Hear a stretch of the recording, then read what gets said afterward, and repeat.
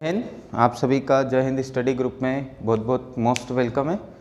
आज का हमारा टॉपिक रहेगा भारत में राज्यों का पुनर्गठन। तो हेडिंग डालिए आप लोग सभी है ना। भारत में राज्यों का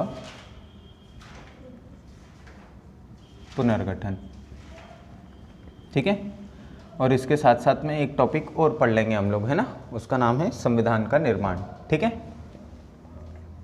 क्या है? संविधान का निर्माण, ठीक है। ये दो टॉपिक हैंगे आप लोगों के, है ना। एक है अपने इंडियन कॉन्स्टिट्यूशन का फॉर्मेशन किस तरीके से हुआ है, और दूसरा जो टॉपिक है हम लोगों का भारत में स्टेट कैसे बने, है ना। देखो, आप लोग सुनते होंगे मध्य प्रदेश है, इसका गठन 1 नवंबर 1956 को किया गया था, है ना। बट इसके पहले क्या था अपने इंडिया में? इसके पहले तो देसी रियासतें हुआ करती थी, है ना।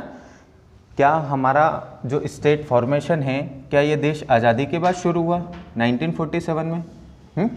सुना होगा ना आप लोगों ने कि भाई हमारे यहाँ जो राज्य बनना शुरू हुए थे वो आज़ादी के बाद हुए थे, है ना। बट ऐसा नहीं है, है ना। हमारे भारत में जो स्टेट बनने की जो प्रोसेस है ये कब से? आज़ादी के पहले से। कब से? तो देखो, ये बात है 1903 की। कब की? 1903 की। 1903 में एक ब्रिटिश भारत के गृह सचिव हुआ करते थे जिनका नाम था हर्बर्ट रिजले। क्या नाम था? हर्बर्ट रिजले, है ना। तो हर्बर्ट रिजले की अध्यक्षता में क्या किया गया था? एक राज्य पुनर्गठन समिति बनाई गई थी। क्या बनाई गई थी? राज्य पुनर्गठन कमेटी या फिर समिति, ठीक है।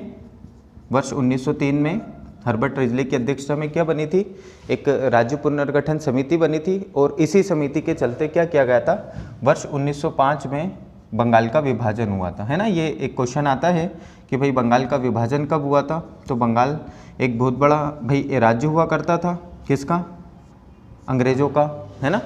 और क्या हुआ करता था यहीं पर बंगाल में ही राष्ट्रविधि गतिविधियाँ क्या हो रही थी? पनप रही थी। जैसे लकड़ी का एक गट्ठर होता है ना, यदि अपने पास 5-6 लकड़ियाँ और यदि उसको अपन तोड़ने की कोशिश करें तो टूटेगी क्या? नहीं। जब एकजुटता रहती है तो उसमें शक्ति रहती है। जैसे 1857 की क्रांति हुई थी, है ना। तो लगभग पूरा देश क्या था हम लोगों का, है ना। तो अंग्रेज़ों को पता चल गया था भाई कि ये लोग यदि एक रहेंगे तो ज़्यादा दिनों तक हम भारत में टिक नहीं सकते, है ना। और वो जो गतिविधियाँ थी वो कहाँ से संचालित हो रही थी? पूरी की पूरी इस बंगाल से। तो ये बात तो थी 1857 की, है ना। और वही जो भावनाएं थी राष्ट्रवाद की वो धीरे धीरे पनप रही थी। कहाँ पर? इस बंगाल में। तो अंग्रेज़ों को इस बंगाल को तोड़ना ज़रूरी था। तो 1857 के बाद 1905 में जब भारत में लॉर्ड कर्जन भारत का क्या आया? वायसराय बन के आया। तो लॉर्ड कर्जन के शासनकाल में क्या हुआ था? वर्ष 1905 में बंगाल का विभाजन कर दिया गया था। और ये जो बंगाल ये राष्ट्रवाद का केंद्र था, इसको 2 भागों में डिवाइड कर दिया गया था। एक बांट दिया गया था पूर्वी बंगाल में और एक बांट दिया गया था पश्चिमी बंगाल में, है ना। यानी कि भारत में स्टेट बनने की जो प्रोसेस है ये वर्ष 1905 में शुरू हो गई थी। यहाँ देख सकते हो ये पूर्वी बंगाल, जिसको आप लोग अभी प्रेजेंट में बांग्लादेश के नाम से जानते हैं, है ना। ये पूर्वी पाकिस्तान हुआ करता था। और ये जो पश्चिम बंगाल वाला एरिया है ये अभी वर्तमान में हमारे इंडिया में आता है, ठीक है। तो वर्ष 1905 में क्या हुआ था? बंगाल का विभाजन हुआ और 2 स्टेट आप लोग मान सकते हैं। एक बन गया था पूर्वी बंगाल और एक बन गया था वेस्ट बंगाल। ये पूर्वी बंगाल जिसकी कैपिटल उस समय ढाका हुआ करती थी। क्या हुआ करती थी? ढाका, है ना। आज भी आप लोग देखोगे तो बांग्लादेश की कैपिटल क्या है? ढाका। और यहाँ पश्चिम बंगाल की कलकत्ता। उस समय भी इसकी राजधानी क्या हुआ करती थी? कलकत्ता, ठीक है। यानी ये जो बंगाल स्वरूप राष्ट्रवाद का केंद्र है इसको 2 भागों में डिवाइड कर दिया, एक पूर्वी बंगाल और एक पश्चिमी बंगाल। इसके बाद क्या हुआ? वर्ष 1919 में भारत में जब मॉन्टेग्यू चेम्सफोर्ड रिपोर्ट आई थी। कौन सी रिपोर्ट? मॉन्टेग्यू चेम्सफोर्ड रिपोर्ट, है ना। ये क्या है मॉन्टेग्यू चेम्सफोर्ड? देखो, भारत में अंग्रेज़ों ने सुधार करने के लिए, है ना, क्योंकि इस समय वर्ष 1916-17 में होम रूल आंदोलन चल रहा था इंडिया में, है ना। होम रूल मतलब हमको हमारा भाई स्वशासन चाहिए, अब हम रूल करेंगे। तो क्या हुआ था भाई, अंग्रेज़ों में उस समय भारत के सेक्रेटरी ऑफ स्टेट, भारत राज्य सचिव हुआ करते थे लॉर्ड मॉन्टेग्यू। और उस समय भारत के जो वायसराय थे ये थे कौन? Lord Chelmsford. इन दोनों के द्वारा जो दिए गए सुझाव थे उनको वर्ष 1919 के मॉन्टेग्यू चेम्सफोर्ड सुधार अधिनियम में क्या किया गया था? लागू किया गया था। और इसी मॉन्टेग्यू चेम्सफोर्ड ने भी अपने सुझाव दिए थे कि भाई भारत में जो स्टेट बनना चाहिए उसका जो बेस होना चाहिए, उसका आधार होना चाहिए, वो क्या होना चाहिए? भाषा होना चाहिए, जन इच्छा होना चाहिए, भौगोलिक स्थिति होना चाहिए, उस राज्य की वित्तीय परिस्थिति होना चाहिए। इन चीज़ों को ध्यान में रखते हुए क्या करना चाहिए? हमें स्टेट बनाना चाहिए। अब इसके 10 वर्ष पश्चात क्या हुआ था भाई? ये मोतीलाल नेहरू समिति बनी थी। कौन सी कमेटी बनी थी? मोतीलाल नेहरू कमेटी। और इस मोतीलाल नेहरू कमेटी ने भी स्टेट फॉर्मेशन में अपने सुझाव में क्या दिया था कि भाई स्टेट बनने के लिए भाई वहाँ की भाषा देखो, वहाँ की जन इच्छा देखो, है ना, लोगों की इच्छा क्या है, या फिर वहाँ की भौगोलिक स्थिति देखो। कौन सी? भौगोलिक स्थिति। और साथ ही साथ में वित्तीय परिस्थिति को ध्यान में रखो, है ना। कौन सी? वित्तीय परिस्थिति। ठीक है, यानी कि मोतीलाल नेहरू ने अपनी समिति में एक रिपोर्ट जो प्रस्तुत की थी, है ना, मोतीलाल नेहरू की अध्यक्षता में, तो उसमें बात क्या की गई थी कि भाई हम जब भी भारत में स्टेट बनाएं तो उसका जो बेस होना चाहिए, उसका आधार होना चाहिए, वो क्या होना चाहिए? भाई वहाँ की भाषा होना चाहिए। आप लोग अभी प्रेजेंट में देखोगे तो इंडिया में जितने भी स्टेट्स हैं, है ना, वो लगभग भाषाई आधार पर बनाए गए। जैसे गुजरात जाओगे गुजराती बोलेंगे, है ना, राजस्थान जाओगे राजस्थानी बोलेंगे, गुजरात जाओगे गुजराती बोलेंगे, पंजाब जाओगे पंजाबी बोलेंगे, जैसे अपने एमपी में आओगे तो हिंदी भाषी क्षेत्र है ये, हरियाणा भी हरियाणवी बोलेंगे, उत्तर प्रदेश हिंदी भाषी क्षेत्र है, दक्षिण भारत चले जाओगे तो वहाँ दक्षिण भारत की भाषाएँ बोलेंगे, है ना। तो मोतीलाल नेहरू कमेटी ने बोला था कि भाई भाषा हो, जन इच्छा हो, भौगोलिक स्थिति हो, वहाँ की वित्तीय परिस्थिति हो, है ना, पैसा हो वहाँ पर अच्छा खासा, तो स्टेट बना। ज़बरदस्ती किसी को भी थोड़ी स्टेट बना सकते हैं। अब बात ये थी कि भाई हमारा जिस समय देश आज़ाद हुआ था, है ना, तो उस समय भाई क्या था, देखो अंग्रेज़ों ने एक 1935 में एक एक्ट पारित किया था। अंग्रेज़ों ने 1935 में एक एक्ट पारित किया था। उस एक्ट को कहा जाता था भारत शासन अधिनियम। क्या बोलते थे? भारत शासन अधिनियम। और इस भारत शासन अधिनियम में 1935 की बात है। 1935 में तो भाई पूरा जो अपना इंडिया था वो किस में बटा हुआ था? राज्य रजवाड़ों में। मतलब पूरे इंडिया में क्या हुआ करती थी? देसी रियासतें हुआ करती थी, है ना। क्या हुआ करती थी? देसी रियासतें हुआ करती थी। तो 1935 का जो भारत शासन अधिनियम है, इस भारत शासन अधिनियम में एक प्रावधान किया गया था। क्या प्रावधान था भाई? कि ये देसी रियासतें यदि भारतीय संघ में शामिल होना चाहती तो हो सकती है ना। इनको छूट दी गई थी कि ये रियासतें यदि भारतीय संघ में शामिल होना चाहती हैं तो हो सकती हैं, या फिर पाकिस्तान में शामिल होना हो तो हो सकती है, या फिर स्वतंत्र रहना चाहती हो तो स्वतंत्र रह सकती है। इनकी इच्छा पर निर्भर करता है। या तो भारतीय संघ में रहना हो तो भारत में रहो, पाकिस्तान जाना हो तो पाकिस्तान रहो, या फिर स्वतंत्र रहना हो तो स्वतंत्र रहो, है ना। अब देखो क्या हुआ भाई, हम लोगों का देश आज़ाद हुआ 1947 में, है ना। और 1947 में ही हम लोगों के पास सबसे बड़ी समस्या ये थी कि एक साइड तो हम लोगों को देश को चलाना था। देश चलाने के लिए भाई हमको कानून की ज़रूरत थी, है ना। तो उसके लिए एक साइड क्या होगा, संविधान सभा का निर्माण किया जाएगा, जो हमारा अगला टॉपिक हैगा। बट देश आज़ादी के बाद और सबसे बड़ी समस्या ये थी कि ये जो देसी रियासतें हैं इन सभी को मिलाकर एक अखंड भारत का निर्माण करना था, है ना। क्यों? क्योंकि उस समय पूरे इंडिया में देखोगे तो 542 देसी रियासतें हुआ करती थी। कितनी रियासतें हुआ करती थी? 542। सोचो आप लोग, जहां आप लोग अभी प्रेजेंट में बैठे हो, इंदौर में बैठे हैं, है ना, तो यहाँ पर होलकर रियासत हुआ करती थी। ग्वालियर जाओगे तो वहाँ सिंधिया रियासत हुआ करती थी। ऐसे नागपुर जाओगे तो भोसले रियासत है ना। तो अलग अलग जगहों पर पूरा जो भारत था ये 542 रियासतों में बटा हुआ था, है ना। वो तो शुक्रगुजार करना चाहिए सरदार वल्लभ भाई पटेल का, क्योंकि सरदार वल्लभ भाई पटेल को एक काम सौंपा गया था। वो काम क्या था? वो काम ये था कि इन रियासतों को मिलाओ और एक अखंड भारत का क्या करो, निर्माण करो। सोचो आप लोग, राजे रजवाड़े ऐसे थे कहीं तो कि वो भारतीय संघ में शामिल होने के पक्ष में नहीं थे, और वो इसलिए नहीं थे क्योंकि उनको 1935 में क्या मिली थी? छूट मिल गई थी। कुछ साल पहले छूट मिली थी कि जब भी देश आज़ाद होगा तो 2 राज्य तो बन गए अपने, है ना। एक पाकिस्तान बन गया, एक इंडिया बन गया। तो इन रियासतों को छूट मिली थी कि पाकिस्तान जाना हो तो पाकिस्तान में शामिल हो, भारत रहना हो तो भारत रहो, या फिर स्वतंत्र रहना हो तो आप स्वतंत्र रहो। अब 1947 में देश की स्थिति ये थी कि अपने यहाँ पर 542 रियासतें थी, और उस समय हमारे देश के जो गृह मंत्री थे, जैसे आज गृह मंत्री कौन है? अमित शाह, है ना। उस समय जो गृह मंत्री थे ये थे लौह पुरुष, उनका नाम था सरदार वल्लभ भाई पटेल। तो सरदार वल्लभ भाई पटेल को काम सौंपा गया कि भाई इन रियासतों का क्या करो, एकीकरण करो, है ना। अब इन रियासतों में भाई 539 रियासतें ऐसी थी, 539 रियासतें ऐसी थी जिन्होंने क्या करी थी, स्वेच्छा से भारतीय संघ में इंस्ट्रूमेंट ऑफ इनेक्सेशन पे सिग्नेचर कर दिए थे। मतलब एक विलय पत्र होता था, यदि कोई राजा उस विलय पत्र पर हस्ताक्षर कर देता था, यानी कि वो जो रियासत थी वो भारत में क्या हो जाती थी, शामिल हो जाती थी। तो सरदार वल्लभ भाई पटेल उस समय होम मिनिस्टर की पावर बहुत ज़्यादा रहती थी, है ना। राजा रजवाड़ों के पास जाते थे, है ना, और समझाते थे, भाई नहीं समझ में आता था तो फिर कुटाई भी हो जाती थी। तो ऐसे उन्होंने लगभग 539 रियासतों को क्या करा, भारतीय संघ में शामिल कर लिया। और ये कोई छोटा मोटा काम नहीं था, बहुत बड़ा काम था। 3 रियासतें ऐसी थीं जिनकी स्थिति बहुत अस्पष्ट थी, है ना। एक तो गुजरात का एक नवाब था, है ना, वो पाकिस्तान का गवर्नर जनरल बन के पाकिस्तान जाना चाहता था, और जूनागढ़ को भारतीय संघ में शामिल करने के पक्ष में नहीं था, जूनागढ़ को पाकिस्तान में शामिल करना चाहता था।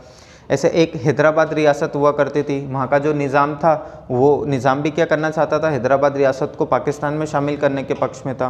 और एक जम्मू कश्मीर रियासत थी, वहाँ के डोगरा रियासत के राजा हुआ करते थे, उनका नाम था राजा हरि सिंह। वो तो और बड़े वाले थे, वो तो ना तो पाकिस्तान आना चाहते थे ना तो इंडिया आ जाना चाहते थे, और उन्होंने क्या रखा अपने आप को स्वतंत्र। तो 3 रियासतें थी, इन 3 रियासतों की जो स्थिति थी ये बड़ी अस्पष्ट थी, है ना। यदि आप लोग इंडिया के मैप में देखोगे, है ना, तो देखो ये आप लोगों का एक स्टेट है, ये गुजरात है। कौन सा है, गुजरात, है ना। और ये यहाँ पर आप लोग देखोगे तो ये यहाँ पर हैदराबाद है, यहाँ पर क्या है, हैदराबाद। और इंडिया के सबसे नदन में आप लोग एक स्टेट देखते होगे, है ना, ये अभी तो यूटी बन गया है, एक लद्दाख और एक जम्मू एंड कश्मीर में, है ना। बट ये पहले एक रियासत हुआ करती थी, इस रियासत को जम्मू एंड कश्मीर रियासत बोलते थे। यानी कि जो पूरा इंडिया था भाई अपना, है ना, ये काय में बटा हुआ था, रियासतों में बटा हुआ था। यदि इन रियासतों का एकीकरण नहीं करते तो अपन इंदौर से यदि ग्वालियर जाते तो अपने को पासपोर्ट लगता, भाई वो रियासत थोड़ी मानती अपने से। सोचो आप लोग, तो सरदार वल्लभ भाई पटेल ने 539 रियासतों को क्या कर दिया, मिला लिया, इंस्ट्रूमेंट ऑफ इनेक्सेशन। भारत का जो विलय पत्र था उस विलय पत्र पर क्या कर दिए, हस्ताक्षर करवा दिए। अब समस्या ये थी कि ये 3 रियासतें ऐसी थी, जैसे गुजरात में जो रियासत हुआ करती थी उस रियासत को कहा जाता था जूनागढ़ रियासत। क्या बोलते थे, जूनागढ़। और इस जूनागढ़ का जो शासक हुआ करता था उसको बोला जाता था नवाब। क्या बोला जाता था, नवाब, है ना। अब जूनागढ़ का जो नवाब हुआ करता था उसका नाम था ओस्मान अली खां। क्या नाम था, ये नाम याद रखिएगा थोड़ा, है ना। जूनागढ़ का जो नवाब था उसका नाम क्या था, ओस्मान अली खां, है ना। अब देखो ये जो ओस्मान अली खां था ना, ये पाकिस्तान जाना चाहता था। कहाँ जाना चाहता था, पाकिस्तान, क्योंकि 1947 में एक तो इंडिया बन गया था और एक क्या बन गया था, पाकिस्तान। दोनों ही देश आज़ाद हो गए थे, है ना। अब उस समय पाकिस्तान में भी तो कुछ रियासतें गई होंगी, जिनकी इच्छा थी वो पाकिस्तान चले गई थी, जिनकी इच्छा थी वो भारत में रह गई थी। अब ये जूनागढ़, ये गुजरात में। सोचो आप लोग, जूनागढ़ यदि अभी पाकिस्तान में रहता तो कितनी मशक्क़त करनी पड़ती। हैदराबाद यदि यहाँ पाकिस्तान में रहता तो कितनी मशक्क़त करनी पड़ती। और ये वाला एरिया ये बंगाल है ना, पूर्वी बंगाल, है ना, इसको मतलब पाकिस्तान बोलते थे, पश्चिमी पाकिस्तान, पूर्वी पाकिस्तान कहा जाता था, क्योंकि पश्चिमी पाकिस्तान तो ये एक स्टेट बन ही गया था पाकिस्तान। तो अब देखो ये 3 रियासत है, एक जूनागढ़ रियासत, एक हैदराबाद रियासत और एक जम्मू कश्मीर की रियासत। ये तीनों की तीनों, है ना, शामिल होने के बिल्कुल पक्ष में थी। अब देखो ये यहाँ पर गृह मंत्री थे, क्या नाम है उनका, सरदार वल्लभ भाई पटेल। क्या नाम है, सरदार वल्लभ भाई पटेल, है ना, सरदार वल्लभ भाई पटेल, है ना। सरदार वल्लभ भाई पटेल की, अच्छा बताइए, मूर्ति सबसे ऊंची कहाँ पर लगाई गई है अभी प्रेजेंट पे, ये गुजरात में लगाई गई है ना। गुजरात में कौन सी है, statue of unity, statue of unity. देखो अब क्या हुआ, सरदार वल्लभ भाई पटेल ने क्या करा भाई, जूनागढ़ रियासत को मिलाया, है ना। तो यहाँ पर क्या हुआ था, जनमत संग्रह हुआ था। जनमत संग्रह का मतलब होता है वोटिंग की गई थी। क्या की गई थी, वोटिंग। और ये जो वोटिंग थी ये भारत के पक्ष में पड़ी थी। किसके पक्ष में पड़ी थी, भारत के। क्यों, क्योंकि जो ओस्मान अली खां था ये तो पाकिस्तान का गवर्नर जनरल बन के पाकिस्तान जाना चाहता था, है ना। बट वहाँ की कुछ जनता थी वो भारत के पक्ष में थी, है ना। अब भाई नवाब के सामने एकदम से जनता कैसे बोल दे कि हमको भाई भारतीय संघ में शामिल होना है। तो बड़ी मशक्क़त करनी पड़ी थी, किसको, सरदार वल्लभ भाई पटेल को। और ये गृह मंत्री थे, सेना लेके पहुंच गए जूनागढ़ और वहाँ पर क्या करा, जनमत संग्रह करवाया। और जनमत संग्रह जब करवाया तो भाई आप लोगों को पता होना चाहिए ये जनमत संग्रह किसके पक्ष में पड़ा था, भारत के पक्ष में पड़ा था। और इस जनमत संग्रह के आधार पर इस जूनागढ़ रियासत को फिर भारतीय संघ में क्या कर लिया गया, शामिल कर लिया गया, है ना। लगभग उस समय 1 लाख के लगभग 1,17,719 वोट पड़े थे, है ना। 1,17,719 वोट ये किसके पक्ष में पड़े थे भाई, ये भारत के पक्ष में पड़े थे।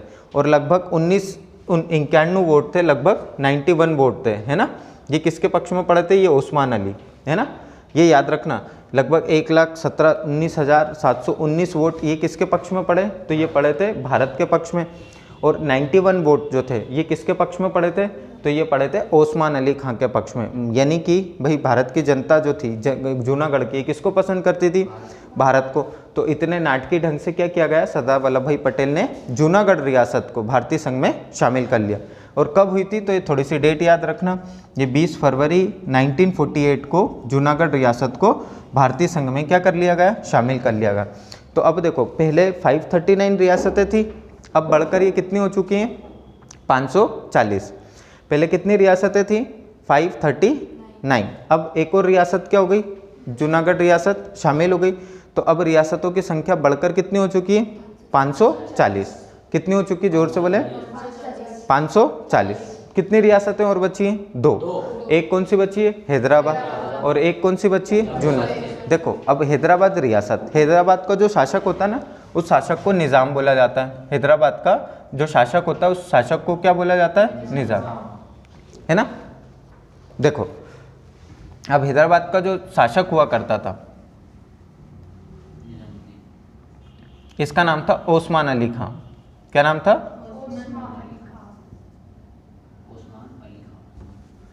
थोड़ा सा रुकिए एक सेकेंड। देखो ये सॉरी ये मोहम्मद महावत खां है ना, गलत लिख दिया। नवाब कौन है, मोहम्मद महावत खां, ठीक है। और हैदराबाद का निज़ाम था, इसका नाम है ओस्मान अली खां। क्या नाम है, ओस्मान अली खां। और ये ओस्मान अली खां की जो रियासत थी ये उस समय की भाई अच्छी रियासत थी, पावरफुल रियासत थी, इसके पास भी अच्छी खासी सेना थी। तो सरदार वल्लभ भाई पटेल को यहाँ पर मशकश करनी पड़ी थी, है ना। यहाँ पर एक ऑपरेशन चलाया गया था और उस ऑपरेशन का नाम था ऑपरेशन पोलो। क्या नाम था, ऑपरेशन पोलो। तो ये क्वेश्चन याद रखना आप लोग, है ना, कि किस रियासत को ऑपरेशन पोलो के तहत भारतीय संघ में शामिल किया गया, है ना। तो क्या नाम है उसका, हैदराबाद रियासत। क्यों, क्योंकि हैदराबाद रियासत ऑपरेशन पोलो के तहत भारतीय संघ में क्या हुई थी, शामिल। तो अब देखो 539 रियासतों को किसने मिला है, सरदार वल्लभ भाई पटेल ने। ये दोनों रियासतों को भी सरदार वल्लभ भाई पटेल ने बड़ी मशक्कत के बाद, है ना, ऑपरेशन पोलो के तहत किसको, निज़ाम को, क्योंकि हैदराबाद का जो शासक होता है उसको क्या कहा जाता है, निज़ाम। और यहाँ का निज़ाम कौन था, ओस्मान अली खां। और यहाँ का नवाब कौन था, मोहम्मद महावत खां। तो यहाँ तो जनमत संग्रह हुआ, भारत के पक्ष में वोट पड़ गए, सीधी सी बात है। और यहाँ पर हैदराबाद में क्या हुआ था, मशक्कत करनी पड़ी थी, भारतीय सेना घुस गई थी अंदर, है ना, यहाँ पर ऑपरेशन पोलो के तहत। और इस हैदराबाद रियासत को भी भारतीय संघ में शामिल कर लिया। अब सबसे बड़ी समस्या थी जम्मू एंड कश्मीर। क्यों, क्योंकि आके डोगरा रियासत के राजा हुआ करते थे, उनका नाम था राजा हरि सिंह। क्या नाम था, राजा हरि सिंह। अब देखो राजा हरि सिंह जो थे ना भाई, ये राजा हरि सिंह न तो ये भारत में शामिल होना चाहते थे, न तो पाकिस्तान में शामिल होना चाहते थे, न तो ये इंडिया आना चाहते थे और न ये पाकिस्तान जाना चाहते थे। अब इन्होंने क्या करा, स्वयं को स्वतंत्र रख लिया, है ना। बट एक चीज़ बताता हूँ, है ना, देखो ये जो आप लोगों को कश्मीर दिख रहा है ना, ये कश्मीर के ऊपर भाई जो पाकिस्तानियों की मंशा थी ये आज से नहीं थी, ये बहुत पहले से थी। कब से, जब अंग्रेज़ों ने पाकिस्तान निर्माण के बीज बो दिए थे, है ना। जैसे आप लोग देखो 1906 में मुस्लिम लीग की स्थापना हुई थी, है ना। 1909 में एक एक्ट आया था, उस एक्ट को कहा जाता था मार्ले मिंटो एक्ट। 1909 में एक एक्ट आया था, उस एक्ट को क्या बोलते हैं, मार्ले मिंटो एक्ट, है ना। इस एक्ट के तहत क्या किया गया था भाई, देखो 1906 में क्या हुई, मुस्लिम लीग की स्थापना करी। किसकी स्थापना हो गई थी, मुस्लिम लीग की। और 1909 की, 1909 में क्या हुआ था भाई, मार्ले मिंटो एक्ट आया था। और इस मार्ले मिंटो एक्ट के तहत क्या किया गया था, इसमें मुसलमानों के लिए पृथक निर्वाचन क्षेत्र की क्या की गई थी, स्थापना, है ना। यानी कि यहीं पर अंग्रेजों ने पाकिस्तान निर्माण के बीज क्या कर दिए थे, बो दिए थे। और यही जो बीज था ये आगे चलकर बढ़ेगा भी। जैसे 1940 की बात है, 1940 कब की, 1940 में क्या हुआ था, मुस्लिम लीग का लाहौर अधिवेशन हुआ था, है ना। एक साइड तो इंडियन नेशनल कांग्रेस थी जो देश को आज़ाद कराने में लगी हुई थी, और एक साइड थी कौन, मुस्लिम लीग, ये देश को आज़ाद कराने में लगी हुई थी। तो 1940 में भाई मुस्लिम लीग का कहाँ पर अधिवेशन हुआ, बोलेंगे लाहौर अधिवेशन हुआ था। और इस लाहौर अधिवेशन की अध्यक्षता कर रहे थे मोहम्मद अली जिन्ना। कौन कर रहे थे, मोहम्मद अली जिन्ना। ये मोहम्मद अली जिन्ना पाकिस्तान के सबसे फर्स्ट गवर्नर जनरल बने थे। जैसे देश आज़ाद हुआ तो अपने भारत के जो फर्स्ट प्राइम मिनिस्टर थे ये कौन बने थे, पंडित जवाहरलाल नेहरू। ऐसे पाकिस्तान आज़ाद हुआ था तो वहाँ पे फर्स्ट गवर्नर जनरल बने थे, उनका नाम था मोहम्मद अली जिन्ना। बट मैं बात कर रहा हूँ जब देश आज़ाद हुआ था उसके 7 साल पहले, 7 साल पहले 1940 की, है ना। 1940 में मुस्लिम लीग का क्या हो रहा था, लाहौर अधिवेशन हुआ था। और इस लाहौर अधिवेशन की अध्यक्षता कर रहे थे कौन, मोहम्मद अली जिन्ना। क्या नाम है, लाहौर अधिवेशन की जो अध्यक्षता करी थी वो किसने करी थी, मोहम्मद अली जिन्ना ने। और थोड़ी सी बात याद रखना कि इस लाहौर अधिवेशन के सदस्य हुआ करते थे मुस्लिम लीग के, उनका नाम था खलीक उल जमा। क्या नाम था, खलीक उल जमा। ये खलीक उल जमा ने ही क्या करा था, पाकिस्तान निर्माण का प्रस्ताव मुस्लिम लीग के सामने प्रस्तुत किया था, है ना। अब ये आप लोग सुनते हो पाकिस्तान पाकिस्तान, है ना। तो ये जो पाकिस्तान शब्द है ये किसके द्वारा दिया गया, तो देखो पाकिस्तान जो शब्द है ना ये एक कैम्ब्रिज यूनिवर्सिटी का एक छात्र हुआ करता था। उस छात्र का नाम था चौधरी रहमत अली। क्या नाम था, क्या नाम है, बोलिए, चौधरी रहमत अली, जोर से बोलिए, क्या नाम है, है ना। तो पाकिस्तान शब्द किसने दिया, चौधरी रहमत। और 1940 में मुस्लिम लीग का अधिवेशन कहाँ पर जारी किया गया, लाहौर। और इस लाहौर अधिवेशन की अध्यक्षता किसने करी थी, और लीग के, मुस्लिम लीग के सदस्य कौन हुए थे, खलीक उल, ये खलीक उल जमा ने क्या करा था, इस पाकिस्तान निर्माण का जो प्रस्ताव था ये प्रस्तुत करा था मुस्लिम लीग के सामने, है ना। और मुस्लिम लीग का जो अंतिम लक्ष्य था 1940 में वो था पाकिस्तान निर्माण, यानी कि जब भी देश आज़ाद होगा तो हम हमारा पाकिस्तान क्या करेंगे, लेके रहेंगे। अब इस पाकिस्तान में देखोगे ना तो पी का मतलब होता है पाकिस्तान, ए का मतलब होता है अफगानिस्तान, और ये जो के है ना ये के का मतलब होता है कश्मीर। 1940 में ही मुस्लिम लीग की मंशा थी कि जब भी हमारा देश आज़ाद होगा ये कश्मीर ये हम लेके रहेंगे। और स्थान का मतलब होता है क्षेत्र, क्या होता है, यानी पाकिस्तान भी हम लेंगे, अफगानिस्तान भी हम लेंगे, और के फॉर कश्मीर भी हम लेंगे। अब इधर घटना देखो, इधर घटना ये कि कश्मीर के राजा कौन है, कश्मीर के उस समय राजा हुआ करते थे डोगरा रियासत के, और उनका नाम था क्या, राजा हरि सिंह। अब राजा हरि सिंह ना तो भाई पाकिस्तान में शामिल हुए ना तो ये भारत में शामिल हुए, और इन्होंने अपने आप को क्या रखा, स्वतंत्र रखा। अब पाकिस्तानियों की मंशा कब से आएगी भाई कश्मीर लेने की, 1940 से। कब से, 1940 से। अब क्या हुआ भाई, पाकिस्तानियों के कुछ कबीले थे उन्होंने राजा हरि सिंह के ऊपर आक्रमण करने क्या कर दिए, शुरू कर दिए। अब राजा हरि सिंह जो थे ये घबरा गए भाई, पता है आपको टई करेंगे ये लोग। तो राजा हरि सिंह फिर आए कहाँ पर, दिल्ली, और पंडित जवाहरलाल नेहरू से बात करी कि यार मैं अपनी जो रियासत है जम्मू कश्मीर रियासत, इस रियासत को क्या करना चाहता हूँ, भारतीय संघ में शामिल करना चाहता हूँ। मैं इंस्ट्रूमेंट ऑफ इनेक्सेशन भारत के विलय पत्र पर हस्ताक्षर करने को क्या हूँ, राजी हूँ, बट मेरी कुछ शर्त है। यदि पंडित जी आप मेरी शर्तों को मान लेंगे तो मैं मेरी रियासत को, यानी कि जम्मू कश्मीर रियासत है, इसको भारतीय संघ में क्या कर दूंगा, शामिल कर दूंगा। पंडित जी ने बोला ठीक है भाई बता तेरी शर्त क्या आएगी। तो उन्होंने बोला कि भाई जम्मू कश्मीर जो है ना ये सिर्फ जम्मू कश्मीरियों के लिए होगा, भारत के अन्य लोगों के लिए नहीं होगा। उन्होंने बोला ठीक है। दूसरी बात उन्होंने बोला कि जम्मू कश्मीर के जो लोग हैं उनकी कश्मीरियत का ख्याल रखा जाएगा। उन्होंने बोला ठीक है, जम्मू कश्मीर के जो लोग हैं उनकी कश्मीरियत का हम क्या रखेंगे, ख्याल रखेंगे। क्या रखेंगे, ख्याल रखेंगे। अब ये वादे कर लिए किसने, पंडित जी ने। पंडित जी ने भी बोला भाई कि हम बहुत सारी तुम्हारी बातें मान रहे, तुमको भी हमारी कुछ बातें मानना पड़ेगी।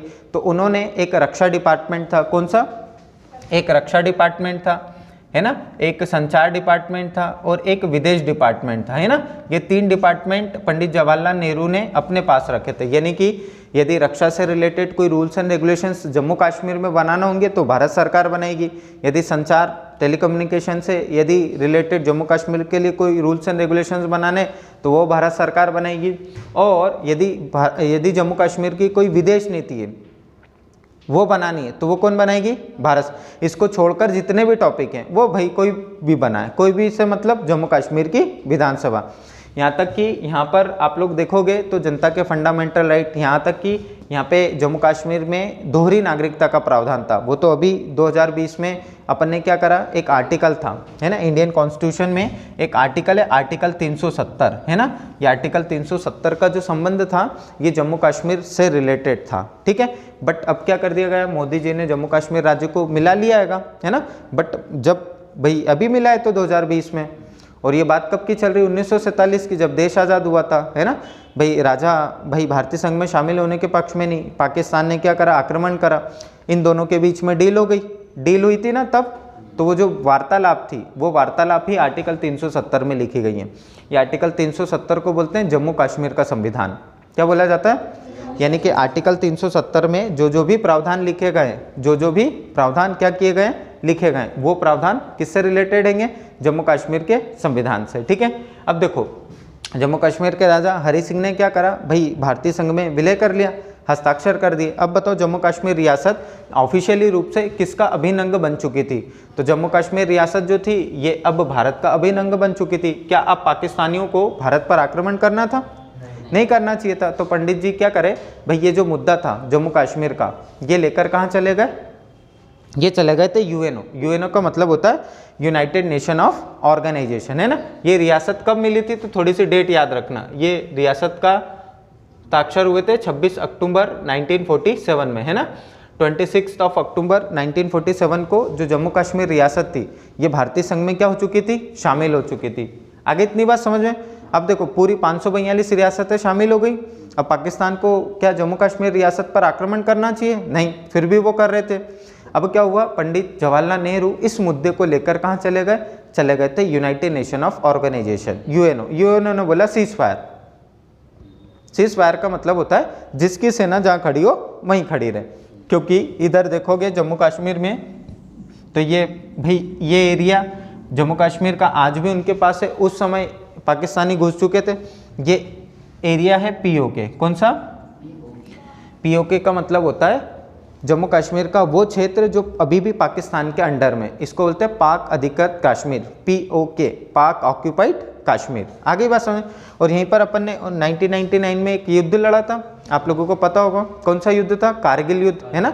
और ये लाइन खींची है, इस लाइन को बोलते हैं एलओसी, क्या बोलते हैं, लाइन ऑफ कंट्रोल। और इधर भी एक चीन से जब युद्ध लड़ा था हम लोगों ने 1962 में, तो यहाँ पर एक लाइन खींची है, इसको बोलते हैं एलएसी, है ना, यानी कि लाइन ऑफ एक्चुअल कंट्रोल। ये चीन में ये वाला पार्ट चीन ने छीन लिया था अपने से, है ना, इसको बोलते हैं अक्साई चीन। क्या बोला जाता है, अक्साई चीन। और ये वाला जो पार्ट है इसको बोलते हैं पीओके। आगे इतनी बात समझे। ये बच्चा कुछ जम्मू कश्मीर और लद्दाख वाला पार्ट अपने पास है अभी, बाकी सब किसके पास है, एक तो पाकिस्तान के पास और ये चीन के। मतलब उन्होंने बोला सीज फायर, जिसकी सेना जहाँ खड़ी हो वो वहीं खड़ी रहे, तो आज भी यहीं खड़ी है। ये इधर पाकिस्तानी सेना खड़ी रहती है और इधर अपनी इंडियन आर्मी खड़ी रहती है। आई बात समझ में। अब ये रियासत भारतीय संघ में शामिल क्यों नहीं हुई भाई, जब सरदार वल्लभ भाई पटेल थे तो उन्होंने 541 रियासतों को क्या करा था, मिलाया था। यहाँ पर इस रियासत को आप लोग देखोगे तो ये जो रियासत जम्मू कश्मीर रियासत का मसला था, ये पंडित जवाहरलाल नेहरू ने अपने हाथों में ले लिया था कि तूने इतनी रियासतों को मिला, चल एक रियासत है ये मैं मिला लूँगा, वो अभी तक नहीं मिली थी, ये तो मोदी ने मिला।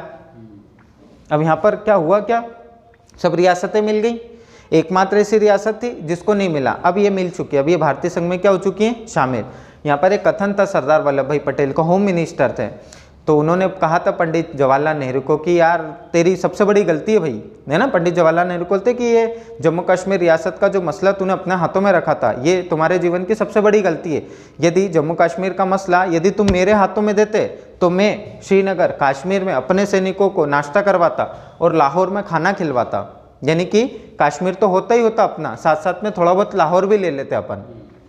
तो इस प्रकार से क्या हुआ भाई, अब सबसे पहले राज्य नहीं बने, सबसे पहले तो जो रियासतें हुआ करती थी उन रियासतों को क्या किया गया, अपन ने एक किया। क्या करा, एक करा, क्या करा, एक, है ना। अब एक करा, अब बनेंगे स्टेट। अब क्या बनेंगे, स्टेट, है ना। आई बात समझ में यहाँ तक। सबसे पहले तो इन रियासतों का एकीकरण करना था ना, तो इतनी सी बात याद रखना आप लोग, है ना। 1903 में हर्बर्ट रिजले की अध्यक्षता में एक राज्य पुनर्गठन समिति बनी, है ना, और इसी के चलते वर्ष 1905 में 16 अक्टूबर को बंगाल का विभाजन हुआ।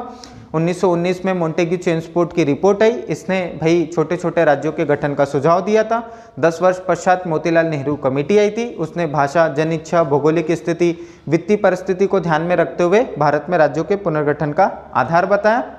और फिर आगे चलकर जब देश आज़ाद हुआ तो 542 रियासतों का धीरे धीरे क्या करा हम लोगों ने, एकीकरण।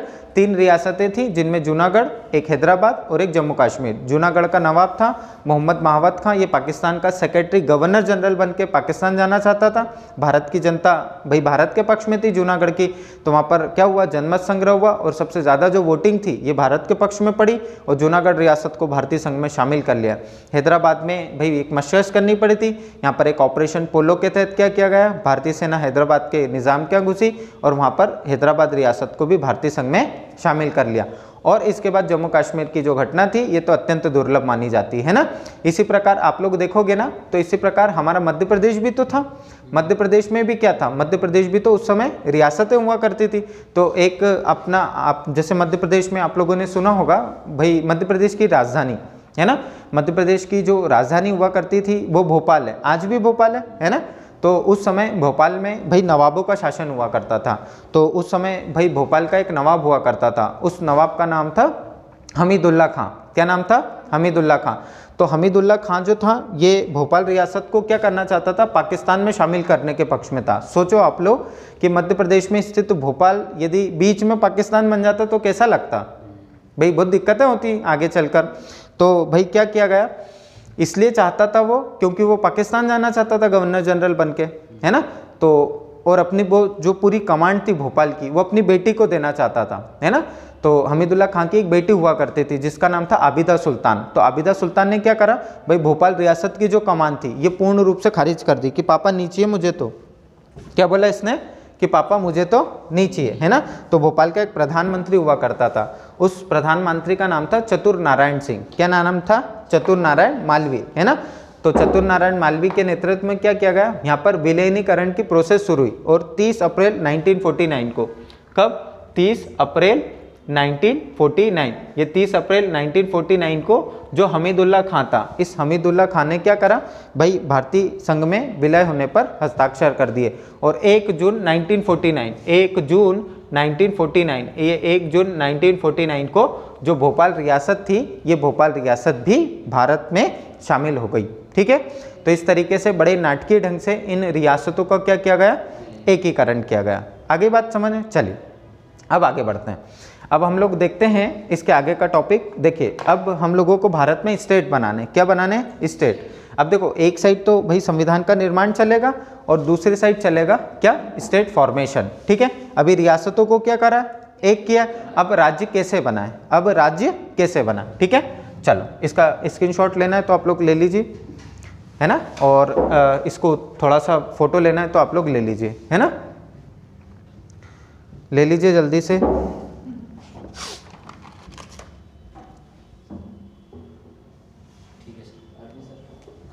चल फोटो ले लीजिए आप लोग और इसको उतार लीजिएगा, और जो लोग वीडियो देख रहे हैं भाई इसका स्क्रीनशॉट ले लीजिए, और वीडियो अच्छा लगे आप लोगों को तो एक बार कमेंट करिए, ठीक है। चलिए आगे बढ़े भाई। Yes sir. चलिए इसको अब कर देते अपन चकाचक। चकाचक मतलब क्या होता है, साफ, ठीक है। तो ये मैंने कर दिया सबको साफ। ये रियासतें आ चुकी अपने कपड़े में अब, है ना, सब रियासतों को क्या कर लिया अपन ने, कपड़े में समेट दिया, एक माला में पिरो दिया है भाई। चल अभी तो राज्यों का पुनर्गठन है। अब देखो इसकी एक छोटी सी स्टोरी सुनाता हूँ, है ना। क्या है, भारत में राज्यों का पुनर्गठन, राज्यों का पुनर्गठन, ठीक है। हेडिंग डालिए, भारत में राज्यों का पुनर्गठन, है ना। देखो अब एक साइड क्या हो रहा है, संविधान सभा के द्वारा संविधान का निर्माण किया जा रहा है। क्या किया जा रहा है, भारत में संविधान सभा के द्वारा संविधान का निर्माण, है ना।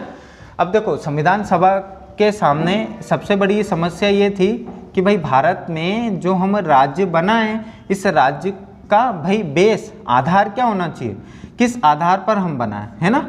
तो देखो जितनी भी व्यवस्थाएं थी ना, क्यों, क्योंकि जो भाई पूरा स्टेट बना था, है ना, यानी कि एक अखंड भारत किसको मिलाकर बना है, रियासतों को।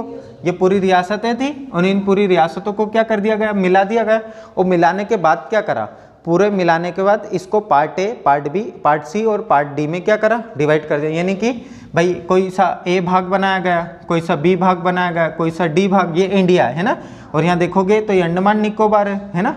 तो पूरा जो भारत था वो कितने भागों में डिवाइड था, पार्ट ए में, पार्ट बी में और पार्ट सी में। जैसे आप लोग आगे चलकर देखोगे तो ये यहाँ पर अपना एमपी आएगा, एमपी में कुछ पार्ट ए का आएगा, कुछ पार्ट बी का आएगा और कुछ पार्ट सी का आएगा, और इस प्रकार हमारा क्या बन जाएगा, एमपी, है ना।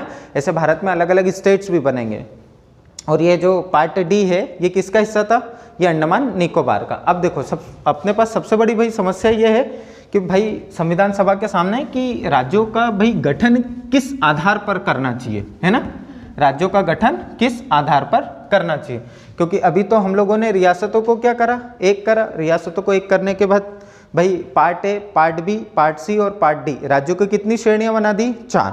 पार्ट ए ये अंग्रेजों का सबसे बड़ा प्रांत हुआ करता था, है ना, इसको सेंट्रल प्रोविंस और बरार के नाम से जाना जाता था, ठीक है। अब देखो क्या हुआ देखो संविधान सभा के जो अध्यक्ष थे, है ना, संविधान सभा के जो परमानेंट मेंबर थे उनका नाम था डॉक्टर राजेंद्र प्रसाद। क्या नाम था, डॉक्टर राजेंद्र प्रसाद, है ना, क्या नाम था, डॉक्टर राजेंद्र प्रसाद। ये आगे चलकर हमारे देश के सबसे पहले राष्ट्रपति भी बनते, है ना। तो डॉक्टर राजेंद्र प्रसाद ने इलाहाबाद हाईकोर्ट के एक न्यायाधीश थे, है ना, क्या नाम था, इलाहाबाद हाईकोर्ट के इलाहाबाद उच्च न्यायालय के एक न्यायाधीश हुआ करते थे जिसका नाम था एस.के. धर। क्या नाम था, एस.के. धर, है ना। तो एस.के. धर को बुलाया और बोला कि यार भाई अपने को ये बता कि भारत में जो स्टेट है, स्टेट किस बेसिस पे बनाना चाहिए, अपन क्या आधार रखें कि भारत में राज्य बन जाए।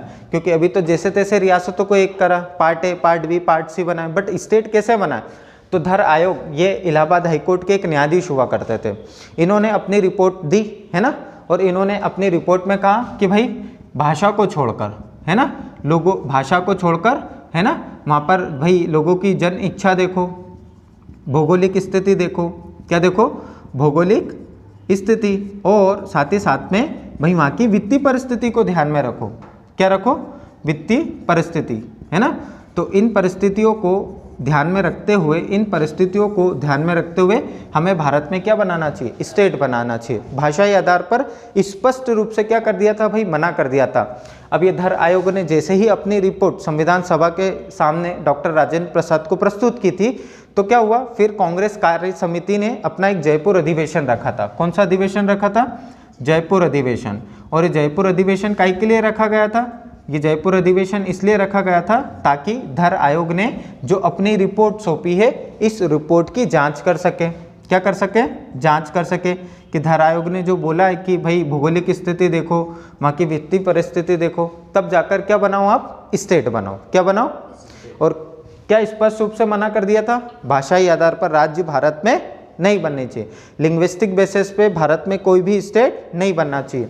अब जयपुर अधिवेशन में इसकी जांच चल रही थी। अब जयपुर अधिवेशन में आप लोग देखना एक कमेटी बनी थी, उस कमेटी को JBP कमेटी बोलते हैं। क्या बोलते हैं, JBP। अब JBP कमेटी में 3 मेंबर थे, ये तीनों के नाम याद रखना, एग्जाम में पूछ ले जाते हैं ना। एक तो थे जवाहरलाल नेहरू, क्या नाम था, एक थे वल्लभ भाई पटेल, क्या नाम था, और एक पट्टाभी सितार मैया। क्या नाम है, पट्टाभी। एक बार तीनों के नाम बोलेंगे हम लोग, है ना। देखो ये जवाहरलाल नेहरू ये तो हमारे देश के सबसे पहले प्राइम मिनिस्टर बने। वल्लभ भाई पटेल ये पहले होम मिनिस्टर थे, है ना, और इनको लौह पुरुष कहा जाता है ना। इनकी स्टैच्यू ऑफ यूनिटी बनी हुई है गुजरात में, है ना, आप लोगों को पता होना चाहिए। और पट्टाभी सितार मैया ये मध्य प्रदेश के सबसे फर्स्ट गवर्नर बने थे। आप लोगों से पूछे कि मध्य प्रदेश के प्रथम राज्यपाल, मध्य प्रदेश के फर्स्ट गवर्नर, मध्य प्रदेश के सबसे फर्स्ट गवर्नर कौन थे, तो उनका नाम था क्या, पट्टाभी सितार मैया। तो JBP समिति बनी। ये JBP समिति ने क्या करा भाई, जांच करी कि हाँ यार धर आयोग ने जो अपनी रिपोर्ट में बात कही है ये एकदम सही है कि भाई भारत में भाषाई आधार पर राज्यों का पुनर्गठन नहीं किया जाना चाहिए। अब जैसे ही जेबीपी समिति की रिपोर्ट आई वैसे ही खलबली मच गई थी भाई भारत में। क्यों? क्योंकि दक्षिण भारत जो था, दक्षिण भारत है ना, यहाँ दक्षिण भारत में भाई भाषाई आधार पर राज्यों के पुनर्गठन की मांगें उठ रही थी। किस आधार पर? भाषाई, क्योंकि भाषाई आधार पर वहाँ पर जो भाई छोटी छोटी जातियाँ थी उनको मंदिरों में प्रवेश नहीं दिया जाता था। तो वहाँ पर भाई एक कांग्रेस विद नेता हुआ करते थे, इनका नाम था पोटीश्री रामल्लू। क्या नाम है? पोटीश्री रामल्लू, है ना। ये अनशन पर बैठ गए, है ना। क्यों बैठ गए? क्योंकि सरकार ने निर्णय ले लिया था कि भाषा के आधार पर अब राज्य नहीं बनेंगे। और पोटीश्री रामल्लू क्या चाहते थे कि भाई भारत में जो भाई दक्षिण भारत में एक स्टेट है आंध्र प्रदेश, वो किस बेसिस पे बने? भाषाई आधार पर बने। किस बेसिस पे बने? भाषाई, है ना। पोटीश्री रामल्लू क्या करते? 56 दिनों तक अनशन करते। क्या करते हैं? 56 दिनों तक अनशन करते हैं। और 56 दिनों के अनशन के बाद 15 दिसंबर 1952 को 56 दिनों तक क्या करते हैं? ये अनशन करते हैं। और 15 दिसंबर 1952 को, 15 ऑफ दिसंबर 1952 को क्या होता है भाई? पोटीश्री रामल्लू की मृत्यु हो जाती है। क्या हो जाती है? मृत्यु। सोचिए आप लोग, एक व्यक्ति जो भाषाई आधार पर दक्षिण भारत में राज्यों के लिए लड़ रहा था, 56 दिनों तक उसने आमरण अनशन करा था। और आमरण अनशन के बाद क्या हुआ? 15 ऑफ दिसंबर 1952 को उसकी डेथ हो गई। तो पंडित जवाहरलाल नेहरू को बड़ा आघात लगा था। तो उन्होंने क्या करा? फिर पृथक आंध्र प्रदेश राज्य की घोषणा करी। कौन से? आंध्र प्रदेश राज्य की घोषणा कर दी, है ना। तो याद रखना आप लोग, ये घोषणा हुई थी 1 अक्टूबर 1953 को। कब हुई थी? 1 अक्टूबर 1953। यानी कि भाषाई आधार पर आप लोगों से क्वेश्चन आएगा कि भाषाई आधार पर भारत में सबसे पहला कौन सा स्टेट बना था? तो कौन सा? आंध्र। और इसके लिए लड़ाई किसने लड़ी थी भाषाई आधार पर? पोटीश्री रामल्लू ने, है ना। कितने दिनों तक ये आमरण अनशन पर रहते? 56 दिनों तक। और इनकी डेथ कब हुई थी? 15 ऑफ दिसंबर 1952। मतलब अब सरकार ने निर्णय ले लिया था भाई कि अब भारत में जो स्टेट बनेंगे उनका एक ही आधार होगा, दूसरा नहीं। कौन सा? भाषाई, है ना। अब भाई भाषाई आधार पर राज्यों का पुनर्गठन करना है, इसके लिए तो कोई कमेटी बनाना पड़ेगी, है ना। तो भाषाई आधार पर राज्यों के विधिवत पुनर्गठन के लिए क्या किया गया था? एक कमेटी बनाई गई थी, है ना। इस कमेटी को बोलते हैं राज्य पुनर्गठन आयोग। क्या बोला जाता है? राज्य पुनर्गठन आयोग। आ गया यहाँ तक समझ में, है ना। देखिए, ये राज्य पुनर्गठन आयोग जो है इसका गठन किया गया था 22 दिसंबर 1953 को। कब किया गया था? 22 दिसंबर 1953 को, है ना। तो राज्य पुनर्गठन आयोग ये कब गठित किया गया? 22 दिसंबर 1953 को। और किस लिए बना था? ये इसलिए बना था कि भारत में भाषाई आधार पर क्या बनेंगे? राज्य बनेंगे। ये काम किसको सौंपा था? तो ये राज्य पुनर्गठन आयोग को सौंपा था। और खास बात ये थी कि इसमें 3 मेंबर हुआ करते थे। कितने मेंबर हुआ करते थे इस आयोग में? 3 मेंबर, है ना। एक जो था ये तो अध्यक्ष हुआ करता था, है ना। और 2 थे वो हुआ करते थे सदस्य। यानी कि टोटल मेंबर कितने हो गए? 3, है ना। अध्यक्ष का नाम याद रखना, अध्यक्ष हुआ करते थे फैजल अली। क्या नाम था? फैजल अली। ये एक्चुअल में न्यायाधीश थे, इसलिए न्यायमूर्ति लिखना जरूरी है। तो देखो, जो राज्य पुनर्गठन आयोग है इसका गठन 22 दिसंबर 1953 को हुआ। इसके अध्यक्ष थे कौन? न्यायमूर्ति फैजल अली। और 2 सदस्य हुआ करते थे। एक का नाम था KM पणिक्कर। क्या नाम है? KM पणिक्कर। और एक का नाम था हृदयनाथ कुंजरू। क्या नाम था? हृदयनाथ कुंजरू, ठीक है। क्या नाम है? हृदयनाथ कुंजरू। इन्होंने क्या करा? वर्ष 1956 में अपनी रिपोर्ट सौंपी। कब सौंपी थी? 1956 में। 1956 में क्या करी? इन्होंने अपनी रिपोर्ट सौंपी। और जैसे ही रिपोर्ट सौंपी तो 1956 में ही भाषाई आधार पर सबसे पहले 14 राज्य और 6 केंद्र शासित प्रदेशों का क्या किया गया? गठन। कितने स्टेट बनाए गए थे? 14 स्टेट बनाए गए थे। और 6 क्या बनाई गई थी? यूटीज, है ना। अब ये बढ़ चुके हैं। आज यदि वर्तमान में देखोगे तो वर्तमान में 14 से बढ़कर धीरे धीरे करते हुए हमारे भारत में कितने स्टेट्स हो चुके हैं? 28 तो स्टेट हो चुके हैं। और 6 से बढ़कर यूटीज कितनी हो चुकी है? 8, है ना। जैसे आप लोग देखोगे, एक जम्मू कश्मीर है, एक लद्दाख है, एक भाई चंडीगढ़ है, एक दिल्ली है, एक दादर नागर हवेली, दमन एंड दीव, ये सबको क्या कर दिया गया? कंबाइंड। एक पौंडीचेरी है, एक लक्षद्वीप है और एक अंडमान एंड निकोबार आइलैंड्स है। बाकी आप लोग ये मैप में देख सकते हैं। ये भारत में आप लोगों को जम्मू कश्मीर को छोड़कर बाकी सभी दूर जो स्टेट्स दिख रहे हैं, है ना, इनमें ये आप लोग देख रहे हो इधर, ये जो ईस्ट में इनको ईस्टर्न सिस्टर्स या 7 सिस्टर्स के नाम से जानते हैं, जिसमें असम, अरुणाचल प्रदेश, नागालैंड, मणिपुर, मिजोरम, त्रिपुरा और मेघालय आता है। ये 7 सिस्टर्स है, ठीक है, यानी कि पूर्वोत्तर राज्य, ठीक है। आगे बात समझ में। अब देखो तो 14 राज्य और भारत में क्या बने 6 केंद्र शासित प्रदेश। अब देखो क्या हुआ कि भाई आप लोगों ने नाम सुन रखा होगा गोवा का, है ना। ये गोवा क्या था, गोवा पहले पुर्तगालियों के पास था। किसके पास था, पुर्तगाली भारत में भाई बाद में गए थे, ये याद रखना, क्योंकि 1947 में हमने अंग्रेजों को भगाया था। किसको भगाया था, अंग्रेजों को।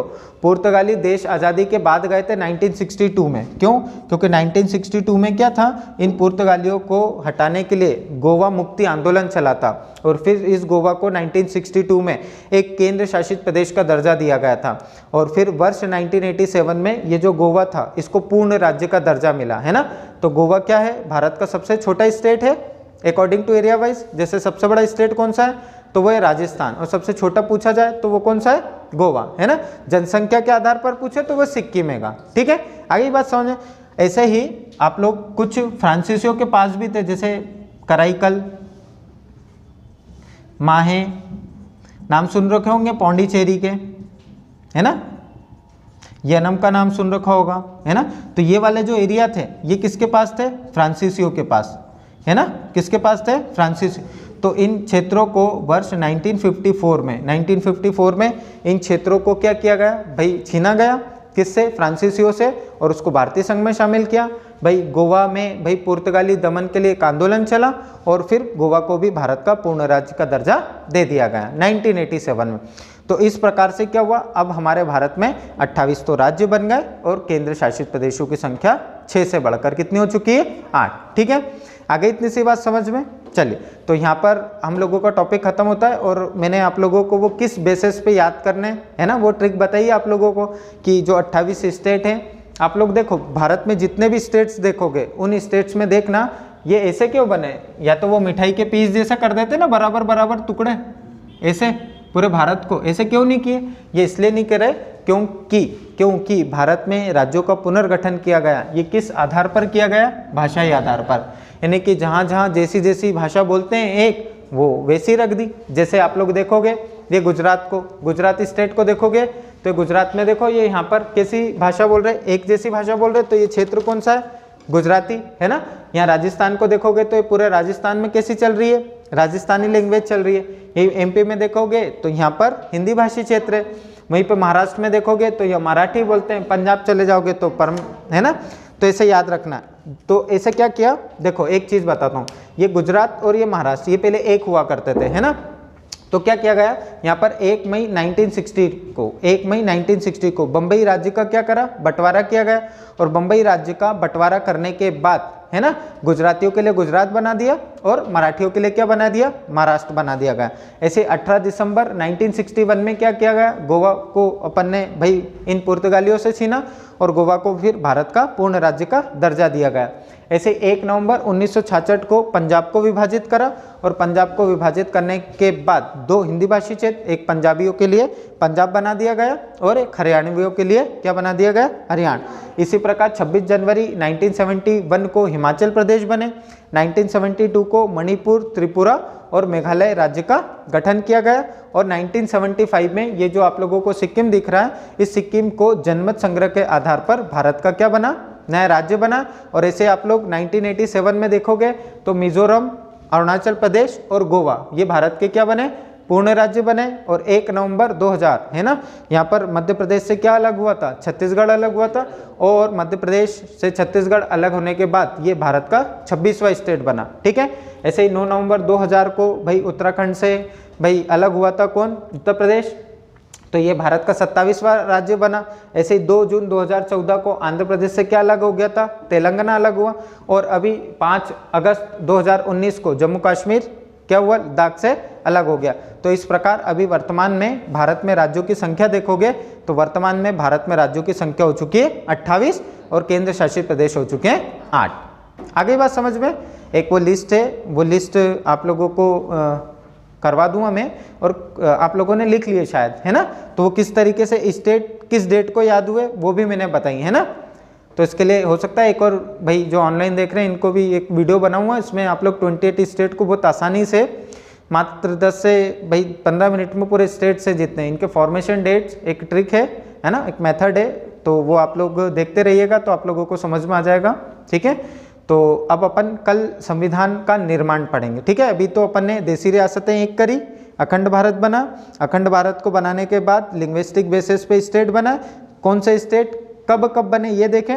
अब हम लोग देखेंगे संविधान का निर्माण। ठीक है, जो 395 आर्टिकल्स देखते हैं, 22 पार्ट्स देखते हैं, 12 शेड्यूल्स देखते हैं, तो ये कैसे बने, किन्होंने बनाए, कौन कौन सी कमेटी बनी। ठीक है, तो ये जो धारावाहिक रहेगा ये हम लोग देखेंगे अगले एपिसोड में। ठीक है, जब तक के लिए जय हिंद, जय भारत।